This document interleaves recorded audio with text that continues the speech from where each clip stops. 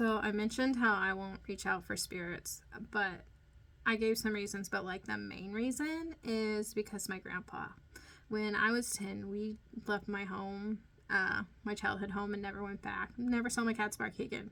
Big, still issue to me to this day. Like, I bring it up a lot. I'm like, never saw my Sparky again.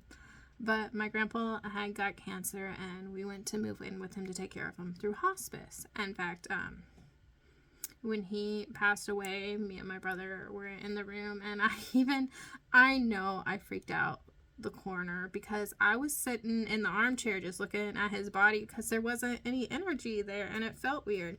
But I didn't want to be scared of my grandpa, so I was forcing myself to sit in there and be with it because I was like, I am not going to be scared of my grandpa, even if his spirit's not in there. That body's still his. I was really weird even back then at 10.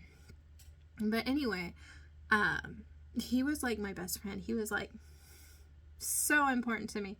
So a lot of the times I'd be, reaching out for my grandpa, grandpa. And then a friend of ours, like it was 8 years later, had a spirit box, and we were going through it, and my mom was there, and she knew I wanted to talk to my grandpa, so we were both like calling his name and asking for him. He never showed up. He sent my great aunt, like, sent her down. That was her voice coming through. And yeah, my grandpa was like, he wanted to rest. So that's a big reason why I don't go searching, is because, and he's come to me in recent years, since I stopped harassing him at his door, essentially. But yeah, that's a big reason I don't reach out for spirits, is because if they wanted you to, they would be there. You would see the signs, and you have to trust your own intuition there, which I think is a lot of what stops people. Is they're like, oh, I don't trust my intuition, so I need to go get this outside source, which usually the energy's there if it's there. But trust yourself.